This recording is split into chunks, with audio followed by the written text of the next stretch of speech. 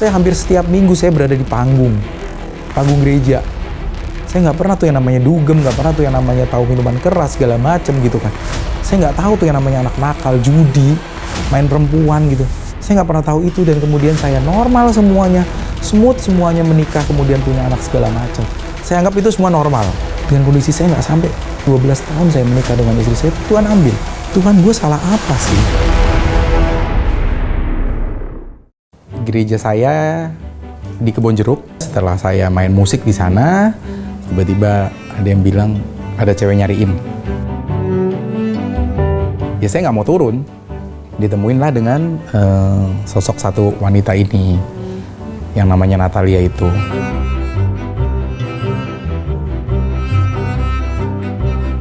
Saya dibilang jatuh cinta pada waktu pertama. Saya suka aja sih.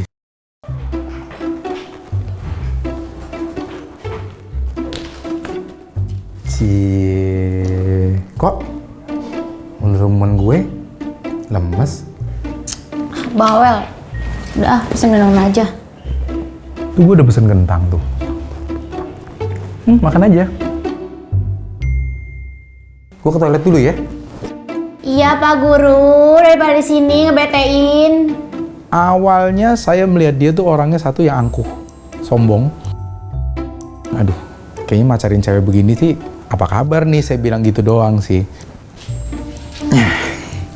Udah nih. Udah. Pesen kopi gula aren aja deh, daripada gue bingung mau pesen apa lagi. Udah itu aja? Udah. Mbak, pesen kopi gula aren 1.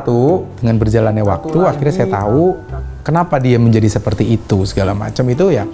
Karena memang pride ya, saya di Jakarta. Saya keluar rumah itu harus tampil baik. Nggak baik, saya nggak usah keluar rumah, gitu loh. Pakai sendok 2 ya, Mbak? Biar mesra gitu. Kesan saya yang kedua, dia terkesan galak. Karena emang di kantor dia sudah terbiasa untuk mengatur orang.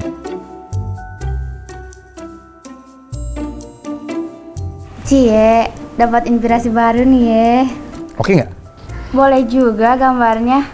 By the way, gue punya teman yang di bidang konstruksi gitu. Coba deh lu iseng-iseng play di sana. Apply? Aduh, orang mahasiswa Nasakom suruh play beginian.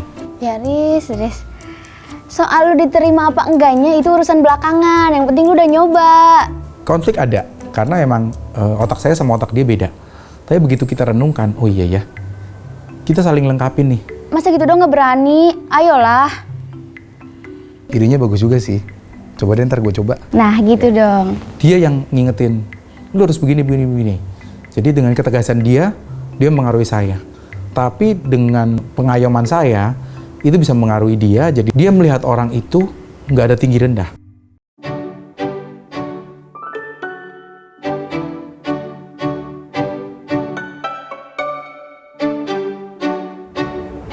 Oh iya, aku boleh minta selembar kertas gak? Teman? Udah minta aja. Oke, thank you. Cukup? Cukup. Coba sini jari kamu aku pinjam. Jari mana nih? Kan jari ada 10 nih. Bebas. Ingin aja jari manis. Teman banget sama jari ini. Oke. Tunggu ya. Oh, jadi segini. Duh, kenapaan sih? Ini tuh aku lagi ngukur jari kamu buat nanti beli cincin pernikahan. Saya juga kaget, mateng loh. Gue belum ada persiapan apa-apa gitu kan. Serius? Kamu diajak pacaran aja nggak mau nikah. Beneran nih? Iya. Beneran. Dengan adanya itu sudah fix. Ya udah, minggu depan kita udah mulai lihat gedung. Saya juga nggak tahu gimana saya yakin dengan dia gitu. Saya juga nggak ngerti, dan saya juga nggak ngerti gimana dia yakin dengan saya gitu. Sampai akhirnya kita di 2008 bulan Desember kita menikah.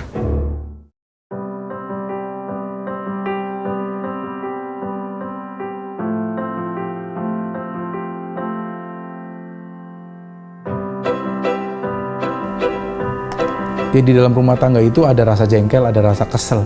Apalagi kita dari 2 latar belakang yang berbeda.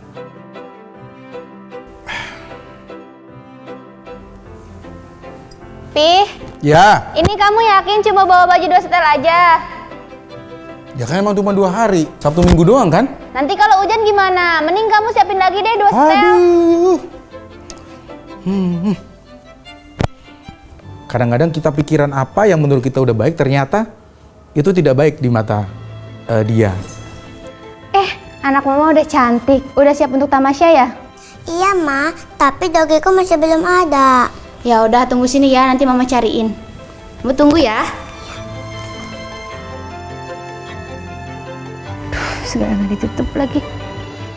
Pih, kamu kebiasaan banget deh. Kalau kamu udah ngopi pasti toplesnya lupa ditutup. Ah, masa? Kayak tadi udah deh. Dan apa yang baik di mata dia belum tentu baik di mata saya gitu kan.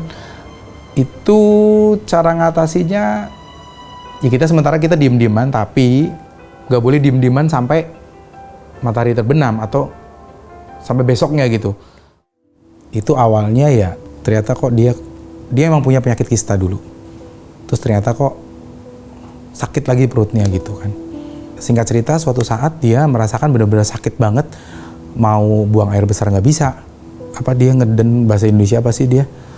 Kenceng gitu kan, ngeden itu akhirnya membuat dia rabun, hampir buta sebelah mata, dan tangan kiri tidak bisa ngangkat apa-apa, tiba-tiba lemes gitu loh.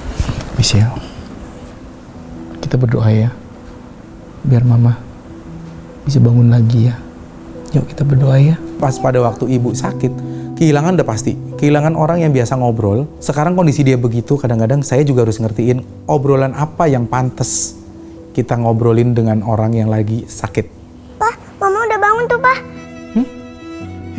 Mama udah bangun. Puji Tuhan, Mama udah sembuh. Dengan tiba-tiba, istri saya buka mata. Dia ngeliatin saya. Loh. Terus dengan hebohnya saya langsung teriak, "Oh, Mama sembuh, Mama sembuh. Hai Mama, hai Mama." Saya bilang begitu. Dia diem aja. Mah? Ya, Mah? Mama tidur lagi. Terus akhirnya dia ngeliatin sekeliling rumah, nggak nyampe 5 menit atau 10 menit ya. Terus kemudian dia tidur.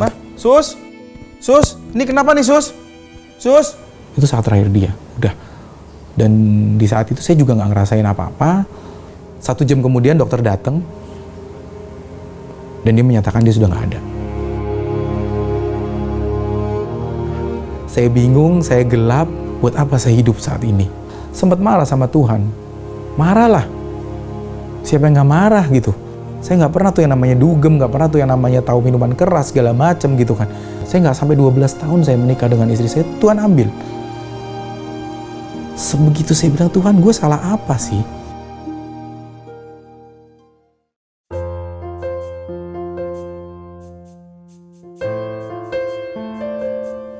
Kadang-kadang Tuhan suka membuat saya berpikir ke belakang. Sebenarnya siapa sih saya? Datang ke Jakarta, dalam tanda kutip nggak punya apa-apa, cuma sebagai mahasiswa.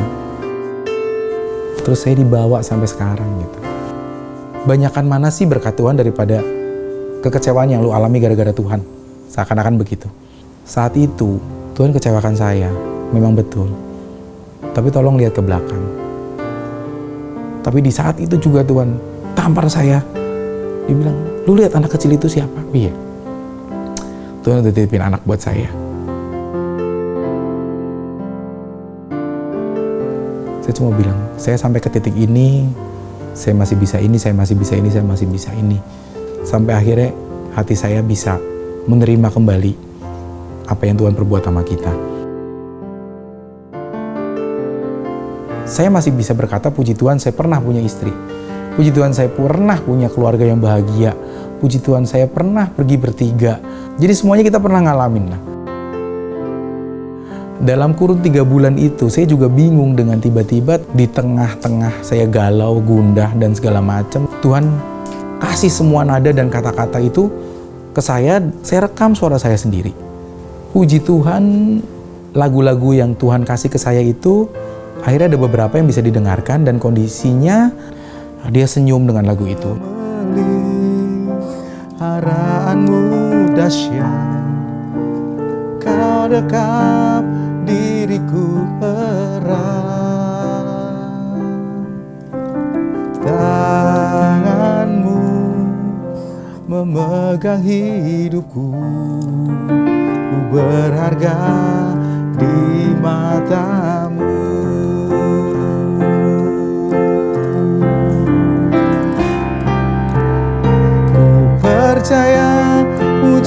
mujizat-Mu ada. Ku percaya Kau Tuhan yang kuasa. Ku percaya mujizat-Mu nyata. Pemulihan bagi hidupku. Tidak ada sehelai rambut pun dari kita yang jatuh tanpa seizin Tuhan.